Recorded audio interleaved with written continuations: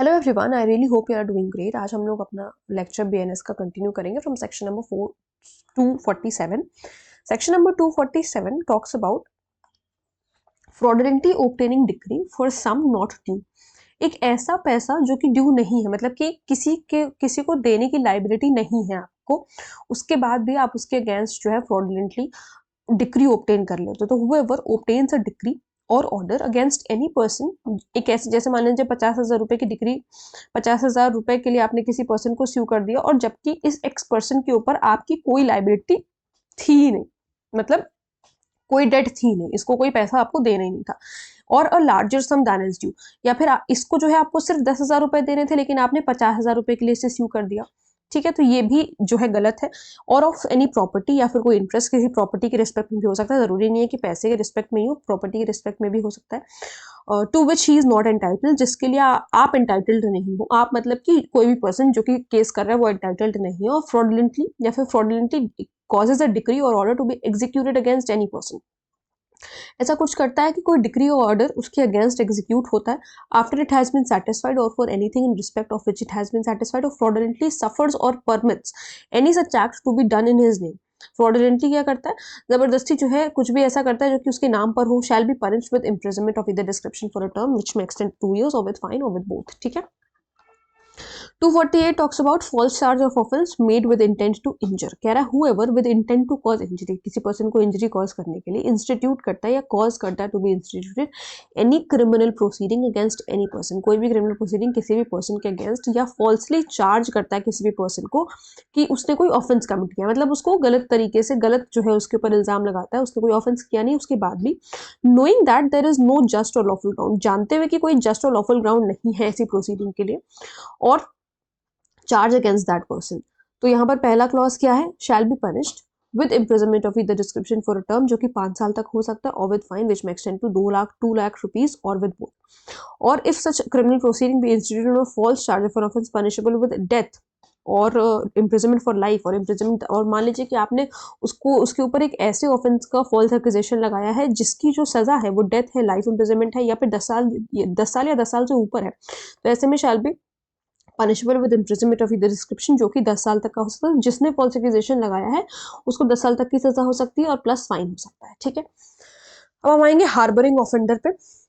Harbouring का मतलब होता है मदद करना, ऑफेंडर को किसी भी तरीके से मदद करना, चाहे आप उसको उसके ऑफेंस करने के बाद आप उसको खाना प्रोवाइड कर रहे हो, अपने घर में छुपा करके रख रहे हो, कुछ भी कर रहे हो, ट्रांसपोर्ट प्रोवाइड कर रहे हो, कुछ भी कर रहे हो, 249 में उसके बारे में सजा बताई हुई है। कह रहा है whenever an offense has been committed, whoever harbors और conceals a person, छुपाने की कोशिश करता है या उसकी मदद करता है, जो कि उसको जानकारी है या फिर रीजन टू बिलीव है कि ये ऑफेंडर है, मतलब इसने कुछ ना कुछ ऑफेंस कमिट किया है, with the intention of screening him. Screening him का मतलब है कि उसको बचा ले जाना लीगल पनिशमेंट से। इंटेंशन क्या है आपका कि आप उसको बचा ले जाओ लीगल पनिशमेंट से। शैल, अगर अगर उसने ऐसा, मतलब कि जो ऑफेंडर है अगर उसने ऐसा ऑफेंस किया है जो कि डेथ से पनिशेबल है, तो जो छुपा रहा है उसे 5 साल तक की सजा हो सकती है, प्लस फाइन हो सकता है। और अगर उसने लाइफ इम्प्रिजनमेंट का ऑफेंस किया या फिर 10 साल तक का ऑफेंस किया है तो फिर जो छुपा रहा है उसे सजा हो सकती है 3 साल की, and shall also be liable to fine. Clause C says if the offence is punishable with imprisonment which may extend to 1 year, अगर 1 साल तक का ऑफेंस है, मतलब एंड नॉट टू 10 ईयर, 10 साल तक का नहीं है, मतलब कि 1 से लेकर के 9 तक है आप कह लो, be punish with imprisonment of the description provided for the offence for a term which may extend to 1/4, यानी कि अगर किसी की 3 साल, मान लीजिए अगर उसने 3 साल का ऑफेंस कमिट किया फॉर एग्जाम्पल, ठीक है, तो कह रहा है जितना ऑफेंस का जो मैक्सिमम पार्ट है, यानी कि जो 3 साल अगर मैक्सिमम है, 3 साल का आप निकाल लो 1/4, तो ये 9 महीना हो जाएगा। तो ये 9 महीना जो है हार्बर की सजा आपको मिलेगी, हार्बरिंग की। ठीक है, ये ध्यान रखना। ये इसका 1/4 या फिर और विद फाइन और विद बोथ। अब यहाँ पर ये सेक्शंस आप पढ़ सकते हो, ऑफेंस के बारे में यहाँ पर बताया हुआ ऑफेंस क्या होगा। एक्सेप्शन ये कह रहा है कि this section shall not extend to any case in which the harbour और concealment is done by the spouse, यानी कि हस्बैंड और वाइफ को यहाँ पर हार्बरिंग के लिए लाइबल नहीं किया जाएगा, क्योंकि भाई सीधी सी बात है कि आदमी या औरत कोई भी अगर कोई ऑफेंस किया है तो कहाँ जाएगा, घर ही जाएगा अपने, तो स्पाउस को इसके एम्बिट से बाहर रखा गया। इलस्ट्रेशन देखिए, A knowing that B has committed dacoity knowingly conceals B in order to screen him, कि वो बचा ले उसको लीगल पनिशमेंट से। Here B is liable to imprisonment for life, B तो लाइबल है imprisonment for life के लिए, लेकिन A जो है लाइबल होगा imprisonment, जो कि 3 साल तक का 3 साल तक से 3 साल से ज्यादा नहीं हो सकता, and is also liable to fine। अब देखिए taking gift etcetera to screen an offender from punishment, 250 में सेक्शन नंबर 250 में, whoever accepts or attempts to obtain, accept करता है या अटेम्प्ट करता है ऑब्टेन करने की, अग्री करता है कि हाँ वो एक्सेप्ट कर लेगा कोई भी ग्रेटिफिकेशन अपने लिए या किसी दूसरे पर्सन के लिए, या फिर किसी प्रॉपर्टी का रेस्टिट्यूशन टू हिमसेल्फ और to any other person in consideration. और ये इन सब चीज़ों के लिए वो कर क्या रहा है, वो ये कर रहा है कि वो उस बंदे को ऑफेंस से बचा रहा है, मतलब कंसील कर रहा है उसको या स्क्रीन कर रहा है उसको, कि मतलब बचाने की कोशिश कर रहा है। देखो या तो छुपा रहा है या तो उसको बचाने की कोशिश कर रहा है कि उसको कोई लीगल पनिशमेंट ना मिले, और of his not proceeding against any person, या फिर वो प्रोसीड नहीं कर रहा है किसी भी मतलब एक पर्टिकुलर डायरेक्शन में ताकि उसको पनिशमेंट। देखो अगर वो आगे प्रोसीड कर जाएगा, मान लो फॉर एग्जाम्पल मान लो कोई police officer with no offence intended to anyone, अगर मान लीजिए कोई पुलिस ऑफिसर है, पुलिस ऑफिसर इस एम्बिट में कब आ सकता है, जब उसको ये सब जानते हुए कि उस बंदे ने वो ऑफेंस किया है, उसके बाद भी वो उसके अगेंस्ट आगे की प्रोसीडिंग्स नहीं चला रहा है। भाई पुलिस ऑफिसर से ही सारी चीजें शुरू होती है, इस वजह से मैंने उनका एग्जाम्पल यहाँ पर लिया, नो विद नो ऑफेंस। तो यहाँ पर अगर पुलिस ऑफिसर आगे उसके लिए अपनी प्रोसीडिंग्स नहीं बढ़ा रहा है और कह रहा है कि मैं गिफ्ट या पैसा ऐसा लेकर के मामला सुलटा दूंगा, तो यहाँ पर शैल इफ, तो अगर वो उसने ऐसा ऑफेंस किया है जो कि डेथ से पनिशेबल है तो 7 साल तक की सजा है प्लस फाइन है। अगर उसने ऐसा ऑफेंस किया है जो कि लाइफ इम्प्रिजनमेंट से पनिशेबल है तो 10 साल तक की सजा हो सकती है, ठीक है, विच में एक्सटेंड टू 10 साल तक की सजा हो सकती है, और मतलब 3 से 10 साल तक की सजा हो सकती है। ये आप यहाँ से 3 से 10 साल तक की सजा हो सकती है, shall also be liable to fine. और अगर एक ऐसा ऑफेंस है जो कि 10 साल से ज्यादा का नहीं है तो बी पनिश विद इम्प्रिजनमेंट, वही 1/4 वाला सिस्टम यहाँ पर भी है जैसा भी हम लोगों ने ऊपर पढ़ा, ठीक। अब 251 में ऑफरिंग गिफ्ट और restoration of property in consideration of screening offender, offender को बचा लेना। तो whoever gives or causes or offers, एक मिनट एक सेकेंड,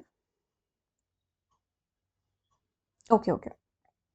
ओके मुझे लगा यहाँ पर कि ऑफर किया जा रहा है, बट यहाँ अच्छा यहाँ पर लिया जा रहा है, यहाँ पर ऑफर किया जा रहा है। यहाँ पर जो ले रहा है उसको सजा है 250 में, और यहाँ पर जो दे रहा है उसको सजा है, जो ऑफर कर रहा है उसको सजा मिल रही है, ठीक है। whoever gives or causes वही सेम चीज है, पूरी सेम चीज है, बस यहाँ पर आपके लिए ये जो पर्टिकुलर सेंटेंसेस हैं ये इंपॉर्टेंट हो जाती है, तो ये आप लोग एक बार पढ़ लेना, मैंने आपको क्रक्स बता दिया। यहाँ पर जो पर्टिकुलर पर्सन ले रहा है उसको छुपाने के लिए, तो उसके लिए ऊपर सजा है, 251 में जो दे रहा है उसके लिए सजा है, ठीक है।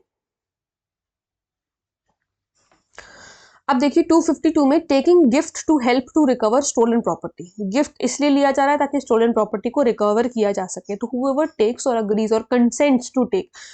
ले लेता है या अग्री भी कर लेता है कि हाँ मैं ले लूंगा, या कंसेंट कर देता है कि हाँ ठीक है, to take any gratification under pretence और on account of helping any person, या हेल्प करेगा वो किसी पर्सन को मूवेबल प्रॉपर्टी रिकवर करने के लिए, of which he shall be have been deprived by any offence punishable, जिसके लिए जिसकी जो जिस पर्टिकुलर चीज के लिए उसको डिप्राइव किया गया, जिस पर्टिकुलर प्रॉपर्टी के लिए, shall be punished with imprisonment of either description for a term जो कि 2 साल तक का होगा, और with fine unless he uses all means in his power to cause the offender to be apprehended and convicted of the offense। देखिए general क्या है कि इसको सजा मिलेगी 2 साल तक की, लेकिन हाँ अगर उसने अपने सारे मीन्स यूज किए हैं उस पर्टिकुलर ऑफेंडर को पकड़ने के लिए, एप्रीहेंड करने के लिए और कन्विक्ट करने के लिए, तो जो है उसे ही सजा नहीं मिलेगी, वरना तो सजा मिलेगी, ठीक है। 253 में क्या बताया, harbouring offender who has escaped from custody और whose apprehension has been ordered, एक ऐसे ऑफेंडर की मदद करना जो कि अपनी कस्टडी से भाग गया है, उसकी मदद करना, या फिर जिसका एप्रीहेंशन मतलब कि जिसको अरेस्ट करने को कहा गया है और वो तब भाग गया था, आप उसकी मदद कर रहे हो। तो देखो यहाँ पर वो कस्टडी से भाग रहा है, यहाँ पर वो पहले से ही भागा हुआ है ना, अपनी अरेस्ट, उसकी अरेस्ट ऑर्डर हो गई है लेकिन वो पहले से ही भागा है और आप फिर उसकी हार्बर कर रहे हो। तो so whenever any person convicted of और charged with an offence being in lawful custody for that offence, ठीक है, वो लॉफुल कस्टडी में एस्केप कर जाता है अपनी कस्टडी से, उस कस्टडी से, और whenever public servant in the exercise of lawful powers of such public servant, या फिर जब पब्लिक सर्वेंट अपनी लॉफुल पावर एक्सरसाइज कर रहे हैं, किसी सर्टेन पर्सन को ऑर्डर करते हैं कि इसको अरेस्ट करके लाना है, ऑर्डर करते हैं उस पर्सन के अगेंस्ट किसको अरेस्ट करके लाना है, whoever knowing of such escape, और वो जानता है और या ऑर्डर ऑफ एप्रीहेंशन के बारे में जानता है कि भाई जैसे मान लीजिए कोई एक्स बंदा है,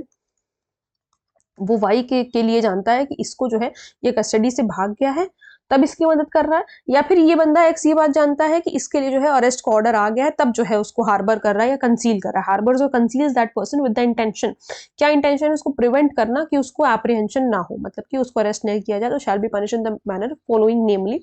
अगर वो ऑफेंस है, the offence for which the person was in custody is ordered to be apprehended is punishable with death. अगर मान लीजिए डेथ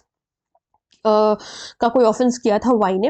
तो यहाँ पर पनिशमेंट है 7 साल तक की। एक्स को कितनी पनिशमेंट मिलेगी? 7 साल तक की। Shall also be liable to fine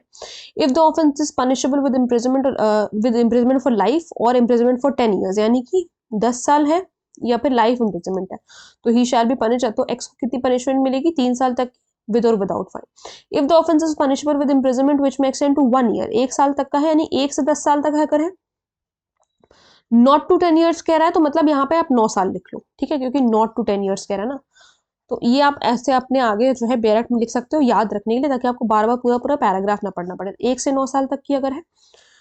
तो for a term which may extend to 1/4, वही 1/4 वाला भी यहाँ पे भी सिस्टम है, 1/4 मिल जाएगी जो भी लॉन्गेस्ट टर्म होगा, जो भी मैक्सिमम। लॉन्गेस्ट टर्म का मतलब होता है जो भी किसी पर्टिकुलर उसके लिए मैक्सिमम जितनी भी सेंटेंस दे रखी है उसका 1/4 निकाला जाता है, मिनिमम का नहीं, मैक्सिमम का निकालते हैं। अब एक्सप्लेनेशन में ये बता रहे हैं कि offence in this section includes also any act और ओमिशन, एक्ट भी इंक्लूड करता है, ओमिशन भी इंक्लूड करता है, of which person is alleged to have been guilty out of India। Out of India के लिए भी offence, if he had been guilty of it in India,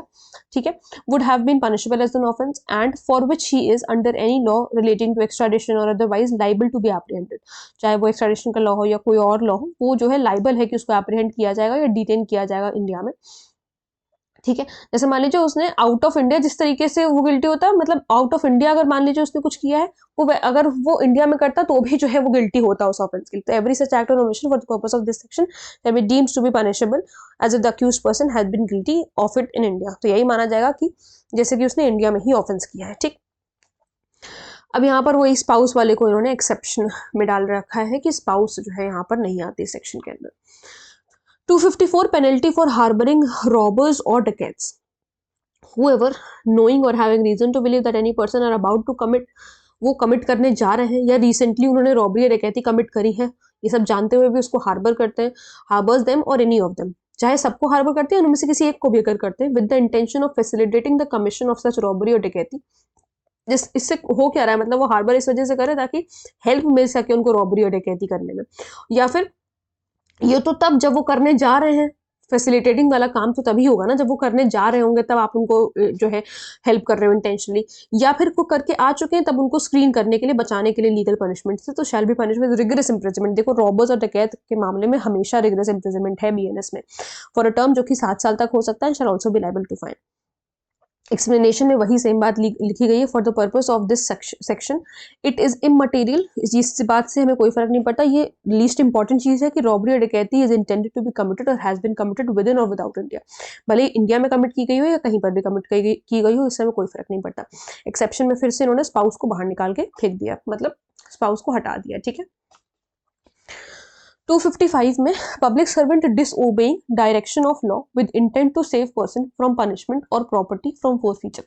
public servant disobey कर रहे हैं, यहाँ पे पब्लिक सर्वेंट को जो है कहा गया था, कोई डायरेक्शन दी गई थी लॉ के द्वारा, उसके बाद वो उस डायरेक्शन को, उस लॉ के मतलब लॉफुली जो चीज उनको कही गई थी करने के लिए, उन्होंने उस चीज को डिसओबे किया, और उनका इंटेंशन क्या है, किसी पर्सन को पनिशमेंट से बचाना या फिर उसकी प्रॉपर्टी को फोरफीट होने से बचाना। So whoever being a public servant knowingly disobeys any direction of the law, law ने जो करने कहा उन्होंने ऐसा नहीं किया, as to the way in which he is to conduct himself as such public servant, जो कि उन्हें करना चाहता है as a public servant, intending thereby to save, क्या उनका इंटेंशन है, सेव करना, और knowing it to be likely, या फिर ये या तो वो सेव करना का उनका पूरा इंटेंशन है, या फिर उनको कहीं जानकारी कि जो वो करेंगे उससे जो है वो बंदा बच जाएगा किसी भी पर्सन को लीगल पनिशमेंट से, और या फिर उन्हें subject him to a less punishment, मतलब मान लीजिए उसको 10 साल की अगर पनिशमेंट हो सकती थी तो कुछ ऐसा कर दिया कि उसको 2 ही साल की पनिशमेंट हुई,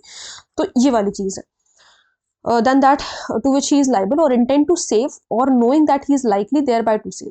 इंटेंशन है या जानकारी है कि मतलब सेव कर ले जाएंगे, बचा ले जाएंगे, any property from forfeiture, forfeit होने से भी उसकी प्रॉपर्टी को बचा लेना, और any charge to which it is liable by law,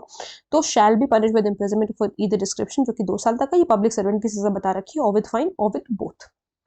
ठीक है। सो आई होप आप लोग को 255 तक सारे सेक्शंस अच्छी तरीके से समझ में आए होंगे। अगर कोई प्रॉब्लम है, कोई डाउट है, तो आप लोग मुझसे कमेंट सेक्शन में पूछ सकते हैं। मिलते हैं नेक्स्ट वीडियो में। Thank you so much.